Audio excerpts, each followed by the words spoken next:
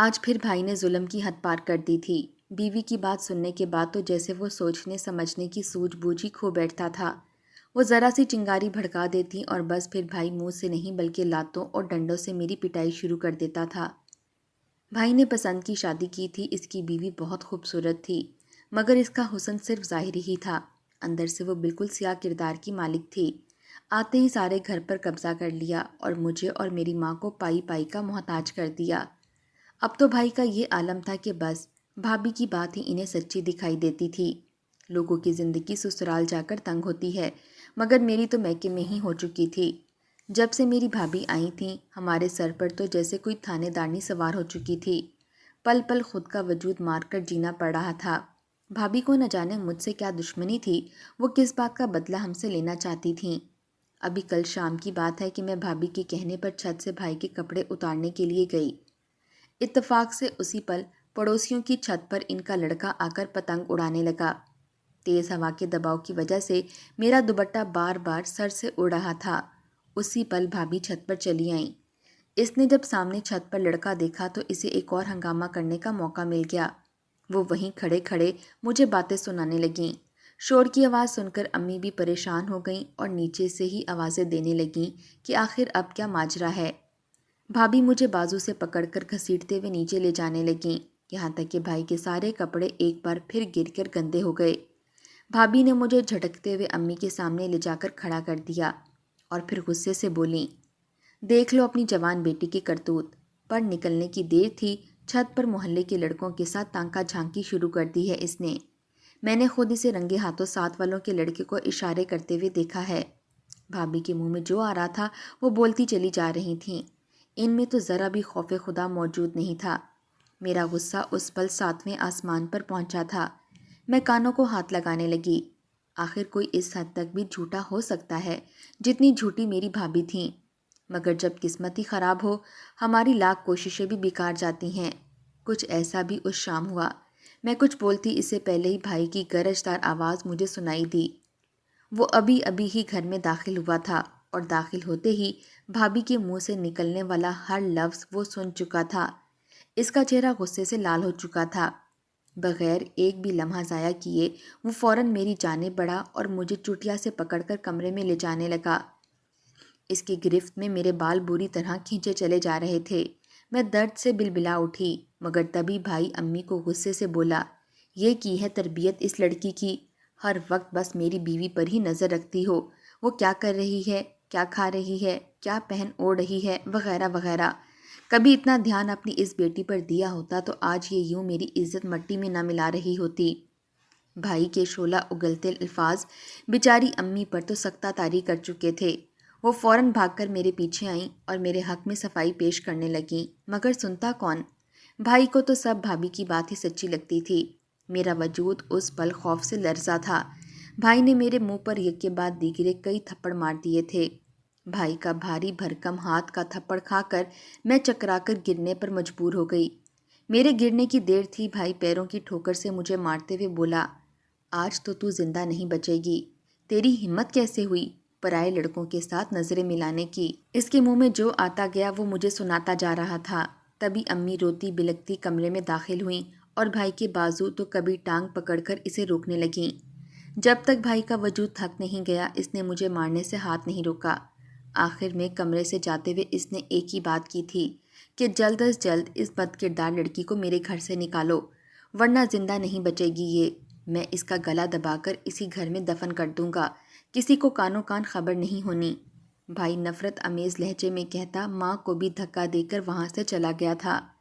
بھائی کو آگ بگولا دیکھ کر بھابھی فوراً بھائی کی جانب لپکیں اور بڑے ہی پیار سے ان کے ماتھے سے پسینہ پونچھ کر بولیں، دفع کریں اپنی ماں بہن کو، یہ تو ہیں ہی ایسی، آپ بس زیادہ غصہ نہ کریں، میری تو جان بستی ہے آپ میں، کہیں کسی روز غصے میں آپ کا بلڈ پریشر ہائی ہو گیا تو آپ کی ماں بہن کے لیے وہ دن جشن سے کم نہیں ہوگا، مگر میرے لیے اور بچوں کے لیے تو بس آپ ہی کل کائنات ہیں۔ بھابھی کی پھر وہی چکنی چپڑی باتیں سن کر بھائی تو پتھر سے موم ہو چکا تھا۔ فوراً چہرے پر مسکراہٹ سجا کر بیوی کے ساتھ کمرے میں چلا گیا، جبکہ میں دل ہی دل میں بھابھی کو کئی الفاظ سے نوازنے لگی۔ میرا وجود بری طرح سے درد کر رہا تھا۔ آج پہلی بار بھائی سے مار نہیں کھائی تھی۔ مجھے تو بس اس سے مار کھانے کی عادت ہو چکی تھی۔ اب تو درد بھی محسوس نہیں ہوتا تھا، بس ناک سے خون بہہ بہہ کر اب چکر ضرور آنے لگے تھے۔ اگر ذرا دیر میں جھک کر کوئی کام کروں تو میرے ناک سے خون بہنے لگتا تھا۔ نہ جانے میرے ساتھ کیا مسئلہ پیش آ چکا تھا۔ شاید بھائی کے میرے سر پر جوتے اور ڈنڈے برسانے کی وجہ سے کوئی نس کمزور ہو چکی تھی، مگر خیر مجھے اب پرواہ ہی کہاں تھی۔ خود کی اس ذلت بھری زندگی سے تو موت کو گلے لگانا ہی بہتر تھا۔ مگر آج جو الزام بھابھی نے میرے کردار پر لگایا تھا یہ کسی طور بھی قابل معافی نہیں تھا۔ دل چاہا کہ جا کر بھابھی کا منہ نوچ ڈالوں، مگر پھر اس کے بدلے میں بھی ڈبل سزا مجھے بھگتنا پڑ سکتی تھی۔ درد کی ٹیسوں سے وجود دکھ رہا تھا، مگر امی کے سامنے ہمت باندھے رکھی۔ وہ الگ رو رو کر بےحال ہو رہی تھیں۔ اسے بیٹے کی خواہش تھی، انہوں نے بیٹے کو پانے کے لیے منتیں مرادیں مانی تھیں، جو اب جوان ہو کر بیوی کا پلو پکڑ کر گھومتا پھر رہا تھا۔ میری ماں تو پھر ماں تھی، بیٹے کی ظلم و ستم کے باوجود اسے بد دعا نہیں دے سکتی تھی۔ نہ جانے اب آگے میرے ساتھ کیا ہونے والا تھا۔ بھابھی نے جو آج آگ لگائی تھی، نہ جانے اس کا کل کیا نتیجہ نکلتا۔ امی نے رات کو چپکے سے کچن میں جا کر ہلدی ملا نیم گرم دودھ مجھے لا کر دیا تاکہ میں پی کر سکون کی نیند سو سکوں۔ درد تو تھا ہی، بھوک بھی لگی تھی، اس لیے دودھ پی کر جیسے ہی لیٹی فوراً آنکھ لگ گئی۔ صبح میری آنکھ ایک شور کے ساتھ کھلی تھی۔ بھابھی نے ایک بار پھر کسی بات پر شور مچا رکھا تھا۔ میں ہڑبڑا کر اٹھ بیٹھی اور بھاگ کر کمرے سے باہر نکلی۔ امی جو رات کو میری خاطر چھپ کر دودھ لائی تھیں، اب بھابھی امی سے اسی کا حساب مانگ رہی تھیں۔ جب امی نے سچ بتایا تو بھابھی مزید غصے سے امی پر چلانے لگیں۔ صبح کا آغاز ایک بار پھر شور شرابے کے ساتھ ہوا تھا۔ بھائی صبح ہی صبح گھر سے نکل چکا تھا، اس نے میرے کمرے سے باہر نکلنا تک بند کر دیا تھا۔ دن کے وقت جب وہ گھر آیا تو اس کے ساتھ چند لوگ بھی موجود تھے۔ میں اور امی حیرانگی سے ان لوگوں کو دیکھنے لگے۔ آج سے پہلے تو بھائی کبھی کسی دوست کو گھر نہیں لے کر آیا تھا۔ کچھ دیر بعد بھابھی کمرے میں آئیں اور میرے سر پر لال چنری کا گھونگھٹ ڈالتے ہوئے جو بولیں وہ سن کر میرے پیروں کے نیچے سے زمین نکل گئی۔ مجھے اپنی سماعتوں پر یقین نہیں آ رہا تھا۔ بھابھی بولیں کہ باہر مولوی صاحب آئے ہیں، آج تمہارا نکاح ہے، بس خاموشی سے ایجاب و قبول کر لینا، ورنہ آج کی رات قبر میں اترنے کے لیے تیار رہو۔ بھابھی کے الفاظ مجھ پر بجلی بن کر گرے تھے۔ میری ماں حواس باختہ ہو کر اٹھی اور بھائی کے سامنے ہاتھ جوڑنے لگیں، منتیں کرنے لگیں، مگر آج سے پہلے کبھی بھائی نے ہماری بات مانی تھی جو آج مان لیتے؟ انہوں نے ماں کی ایک نہ سنی اور انہیں بھی جھڑک کر خاموش کروا دیا۔ میں ہکا بکا سی مولوی صاحب کی آواز سن رہی تھی جو مجھ سے بار بار ایجاب و قبول کروا رہے تھے۔ کون تھا میرا شوہر؟ میں کچھ نہیں جانتی تھی، مگر اس کے باوجود فوراً قبول کر لیا۔ جو بھی تھا جیسا بھی تھا، مگر کم از کم میرے بھائی سے تو اچھا ہی ہوگا، یہی سوچ کر میں خوش ہو گئی۔ آخر بھائی کی مار اور ڈانٹ سے تو چھٹکارا مل جاتا۔ مولوی صاحب باہر نکلے تو میری ماں پریشان سی روتے ہوئے میرے سینے لگ کر معافیا مانگنے لگیں، مگر میں نے ایک بار پھر ان کی ڈھارس باندھتے ہوئے کہا کہ شاید یہی آپ کی بیٹی کے لیے بہتر ہے۔ شوہر کے ہاں جا کر بھائی کے ظلم و ستم تو نہیں سہنا پڑیں گے۔ یہی سوچ کر ماں کو تسلی دی اور پھر ایک انجان شخص کے ساتھ گھر سے رخصت ہو گئی۔ بھائی نے تو رخصتی کے وقت مجھ سے ملنا بھی گوارا نہیں کیا تھا۔ اس پل مجھے شدت سے ابو کی یاد آئی تھی، مگر خیر خدا کی لاٹھی بے آواز تھی، ایک نہ ایک دن ان پر برسنی ضرور تھی۔ میرے صبر کی بھی وہ حد تھی کہ میں بھائی کا ہر ظلم و ستم خاموشی سے برداشت کر لیا کرتی تھی۔ شوہر کے ساتھ رخصت ہو کر میں اس کے گھر آ گئی۔ وہی ٹوٹا پھوٹا بوسیدہ سا گھر، گویا صدیوں سے اسے مرمت نہ کیا گیا ہو، اس قدر پرانا کہ ایک طوفان سے سر پر اس کی چھت آ گرے۔ میں اچاٹ دل سے گھر کے اندر داخل ہوئی۔ کمرے میں صرف ایک چارپائی رکھی تھی جس پر لے جا کر مجھے بٹھا دیا گیا۔ جب میں نے نظر اٹھا کر مجھے یہاں لانے والی عورت کو دیکھا تو وہ ایک عمر رسیدہ خاتون تھیں، شکل سے کافی معصوم لگیں۔ میں نے انہیں دیکھ کر فوراً سوال کیا کہ اماں جی، کیا آپ میری ساس ہیں؟ میرے سوال پر اس عورت نے اچھل کر خود کو مجھ سے دور کیا اور پھر کانوں کو ہاتھ لگاتی ہوئی جو بات بولیں، اسے سن کر ایک پل کو تو میرا بھی دل سینے میں اچھلا تھا، میرا سانس بند ہوا تھا۔ وہ عورت تو میری ساس نہیں بلکہ سوتن تھیں۔ میں حیرت سے اسے دیکھتی رہ گئی، بھلا یہ کیسے ممکن تھا، اتنی بوڑھی سوتن؟ مگر خیر، جیسے میرا اچانک سے نکاح ہوا ویسے یہ بھی ممکن ہو سکتا تھا۔ کچھ دیر بعد ایک ادھیڑ عمر شخص کمرے میں داخل ہوا اور آ کر میرے سامنے بیٹھ گیا۔ وہی میرا شوہر تھا۔ سفید داڑھی، سفید بال اور سر پر سندھی ٹوپی پہنے وہ شخص بولا کہ اس نے یہ شادی صرف اور صرف اس لیے کی تاکہ اس کی دوسری بیوی یعنی میں اس کا اور اس کی بیوی کا خیال رکھ سکوں۔ اس کے علاوہ وہ اپنی بیوی سے بے انتہا محبت کرتا تھا اور میری اہمیت اس کی زندگی میں ایک نوکرانی جیسی تھی۔ یہ سارے شرائط و ضوابط بتانے کے بعد وہ دونوں ہی لڑکھڑا کر چلتے کمرے سے باہر چلے گئے اور میں بس دیکھتی رہ گئی۔ کچھ وقت یوں ہی گزر گیا۔ میں ان دونوں کو روزانہ ناشتہ اور کھانا بنا کر دے دیتی، اس کے بعد گھر کا کام کاج کر کے دے دیا کرتی۔ میں پھر بھی خوش اور مطمئن تھی کیونکہ یہاں کوئی بھائی کے جیسے مجھ پر ہاتھ نہیں اٹھاتا تھا۔ میری یہ زندگی بھی زیادہ دن نہ چل سکی اور پھر وہ ہوا جو میں نے کبھی نہیں سوچا تھا۔ ایک روز جب صبح اٹھی تو میری سوتن ابھی تک سو رہی تھی، حالانکہ اس کا پچھلے 2 ماہ سے معمول تھا کہ وہ روزانہ فجر کے وقت نماز ادا کرنے کے بعد مجھے بھی جگا دیا کرتی تھی۔ جب کمرے میں جا کر دیکھا تو میں ششدر رہ گئی کیونکہ وہ دونوں ہی بستر پر بے سود لیٹے تھے۔ میرا وجود اس پل کانپ اٹھا جب ڈاکٹر نے بتایا کہ وہ دونوں ہی اس دنیا سے ایک ساتھ رخصت ہو چکے ہیں۔ میں بس ساکت ہو کر رہ گئی۔ شوہر اور سوتن تو فوت ہو گئے تھے، اب میرا یہاں کوئی نہیں بچا تھا۔ میں نے اپنی عدت پوری کی اور اپنے میکے کے لیے بس میں بیٹھ کر نکل پڑی۔ دل میں عجیب سے وسوسے تھے۔ جب سے نکاح ہوا تھا کسی نے خیر خبر نہیں لی تھی، نہ جانے مجھے یوں دیکھ کر ان پر کیا گزرنے والی تھی۔ میں میکے پہنچی تو گھر کی گلی کی جانب مڑی، تبھی مجھے خود سے آگے پھٹے پرانے کپڑوں میں ایک بھکارن نظر آئی۔ میرے قدم تو ٹھٹک کر رہ گئے جب اس عورت نے گھر کا دروازہ بجا کر اندر داخل ہونا چاہا۔ جب اس عورت کا چہرہ مجھ پر واضح ہوا اس پل تو جیسے مجھ پر بجلی برسی تھی۔ میں حیرت سے یک ٹک بس انہیں دیکھتی رہ گئی۔ وہ تو میری ہی ماں تھی۔ ماں کو دیکھ کر میں بھی فوراً ان کے پیچھے گھر کے اندر داخل ہو گئی۔ جیسے ہی گھر میں داخل ہوئی تو میں نے صدمے سے ماں کو آواز دی۔ ماں نے مڑ کر دیکھا تو میں تڑپ اٹھی۔ پھٹے پرانے کپڑے، بکھرے مٹی سے اٹے بال اور بھکارن جیسا حلیہ دیکھ کر میں لرزی تو گئی تھی۔ اسی پل بھابھی باہر نکلی اور امی کے ہاتھ میں موجود ایک تھیلی کو فوراً جھپٹ کر دیکھنے لگیں۔ اندر وہ ساری کمائی موجود تھی جو میری ماں نے بھیک مانگ کر کمائے تھے۔ ماں کو دیکھ کر میں دیوانہ وار ان سے لپٹ کر رونے لگی۔ ان کی یہ حالت مجھ سے دیکھی نہیں جا رہی تھی۔ میں خود پر گزری مصیبتیں ان کو سنا رہی تھی اور وہ مجھ سے اپنی بیان کر رہی تھیں۔ بھائی کی نوکری چھوٹ چکی تھی، اب تو اسے کہیں کام بھی نہیں مل رہا تھا۔ بھابھی اماں کو کئی ماہ سے زبردستی گھر سے بھیج دیا کرتی تھیں تاکہ وہ کچھ لازمی کما کر لائے۔ امی کو دیکھ کر بھابھی نے فوراً پیسے ان سے جھپٹ لیے۔ مجھے دیکھ کر ان کے چہرے پر ناگواری سی ابھری تھی۔ آخر کو اب میرا کوئی اور ٹھکانہ بھی نہیں تھا۔ اگلا دن جو ہی چڑھا تو جو کچھ بھابھی نے میرے ساتھ کیا وہ دیکھ کر میرے ہوش اڑ گئے۔ بھابھی نے مجھے اور امی دونوں کو پھٹے پرانے کپڑے پہننے کو دیے اور ہم دونوں کو گھر سے باہر نکال دیا۔ میرا وجود کانپ رہا تھا۔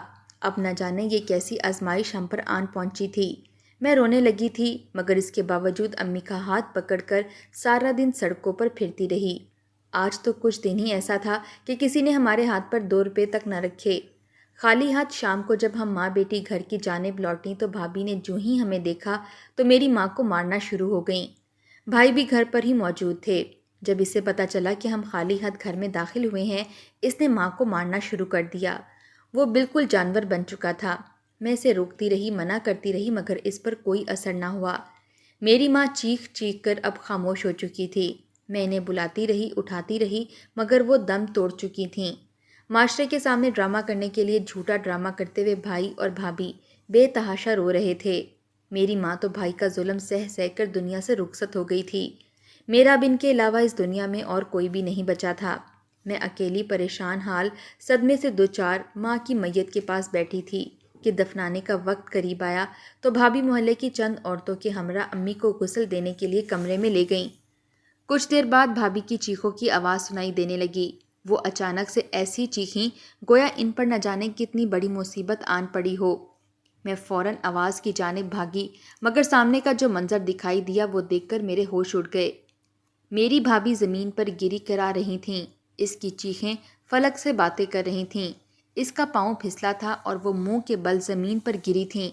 اس پل فرش پر ایک لوہے کی نوکیلی چیز موجود تھی جس پر گرتے ہی بھابھی کے گھٹنوں کی ہڈی میں وہ نوکدار چیز پیوست ہو گئی۔ امی کو دفنانے کے بعد بھائی فوراً بیوی کو لے کر ہسپتال کی جانب چلا گیا۔ وہاں جا کر جب ڈاکٹروں نے علاج شروع کیا تو ان کا کہنا تھا کہ اب بھابھی کی ٹانگیں ٹھیک نہیں ہو سکتیں، وہ عمر بھر یوں ہی رہیں گی۔ بھابھی نے اس روز دھاڑے مار مار کر آسمان سر پر اٹھا لیا تھا۔ उस रोज़ से घर की जिम्मेदारी मुझ पर आ गई। भाभी की एक टांग फिर हरकत कर लेती थी, मगर दूसरी टांग तो मुकम्मल तौर पर ही जाम हो चुकी थी। यूं ही वक्त गुजरता गया और ज़िंदगी आगे बढ़ने लगी। भाई का जुल्म अभी भी मेरे साथ ऐसा ही था। वो अपनी बीवी पर जान छिड़कता और मेरे साथ बात करना भी गवारा ना करता। मैं भी सब्र के घूंट पीकर जिए जा रही थी। भाभी माजूर हो चुकी थी, फिर भी इसकी ज़बान काबू में नहीं आई थी। वो लेट कर मुझ पर ताने कसने से बाज नहीं आती थीं।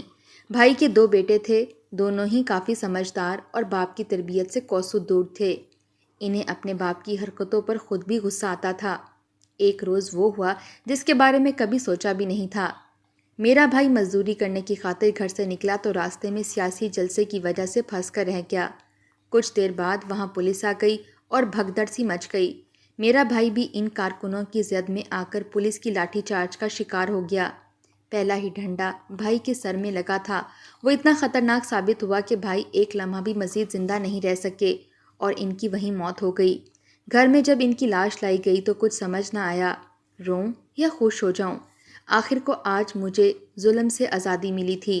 भाई ने मेरे साथ जो कुछ किया था अच्छा नहीं किया था। इसके बावजूद मैंने इसे अच्छी दुआओं के साथ घर से रुखसत किया था। भाभी बेतहाशा रोती रही थीं। मेरा बड़ा भतीजा ही अब हमारा वाहिद कफील बचा था। इसकी उम्र अब 18 साल थी। एक रोज़ मेरे पास आया और बोला कि मेरे दोस्त की अम्मी की वफ़ात हो चुकी है। इनके अब्बू बहुत नेक सीरत हैं। मैं चाहता हूँ आपकी शादी वहाँ हो जाए। भतीजे के मुंह से ये सुनकर मेरा वजूद कांपा था। अगले चंद रोज़ में वो रिश्ता लेकर आए और भतीजे की कोशिश से एक बार फिर मेरा निकाह इसके दोस्त के अब्बा से हो गया। मुझे भतीजे में अपने बाप और एक गैरतमंद इज़्ज़तदार भाई का अक्स दिखाई दिया था। भतीजा होकर इसने मेरी खातिर इतना सोचा था। इसका रवैया मेरे साथ अच्छा था, मगर अपनी माँ के साथ बेहद बुरा था। मुझे इस घर से रुखसत होने की देर थी, भतीजे का रवैया अपनी माँ से बदलने लगा। वो इससे लड़ता रहता और एक ही बात कहता कि मैं तुम्हें ओल्ड होम छोड़ाऊँगा, मुझसे नहीं तुम संभाली जाती। भाभी खामोशी से सब कुछ सहती रहती। एक रोज़ भतीजे ने माँ को ज़बरदस्ती फकीरने के हुलिये में एक व्हील चेयर पर बिठाकर घर से निकाल दिया। सारा दिन भाभी रोती हुई सड़कों पर भीख मांगती रहीं। जब मुझे पता चला तो मैंने भतीजे को खूब डांटा, इसे मारा भी, मगर वो आगे से रोने लगा और बोला मैं अपने बाप जैसा नहीं हूँ। जो कुछ मेरी माँ और बाप ने दादी और आपके साथ किया वो किसी तौर भी काबिल माफ़ी नहीं है। बस इनको एहसास दिलाना चाहता हूँ कि जो कुछ उन्होंने माजी में दादी और आपके साथ किया, आज जब इन पर गुजर रहा है तो कैसा महसूस होता है। 2 दिन में ही भाभी का रो रो कर बुरा हाल था। वो मेरे पास एक रोज़ व्हील चेयर पर आईं और माफ़ी मांगने लगीं। शायद मकाफाते अमल का थप्पड़ खाकर इन्हें अकल आ चुकी थी, मगर अब क्या फ़ायदा। मेरी जवानी इनके शक और भाई की मार की नज़र हो गई। फिर जवानी में बेवा हो गई। मेरी माँ सड़कों पर भीख मांगती रही और आखिर में बेटे के हाथों मार खाकर दुनिया से रुखसत हो गई। भाई भी यूं ही पुलिस के डंडे खाकर मर चुका था। आज भाभी से 2 दिन वो सब बर्दाश्त ना हुआ जो हम सदियों से सहती हुई आ रही थीं। अब इतना भी बड़ा दिल नहीं था मेरा। सब्र का फल तो मुझे अब रोज़े महशर चाहिए था। चंद रोज़ बाद भाभी भी फौत हो गई। मैंने इन्हें माफ़ नहीं किया था। मेरा भांजा अब मेरे साथ ही रहने लगा था। कभी कभी अपना माजी सोचती हूँ तो भयानक ख्वाब लगता है। कैसी ज़िंदगी गुजार कर मैं यहाँ तक पहुँची थी। मेरी जगह कोई और होता तो कब की हिम्मत हार कर न जाने कैसा कदम उठा चुका होता।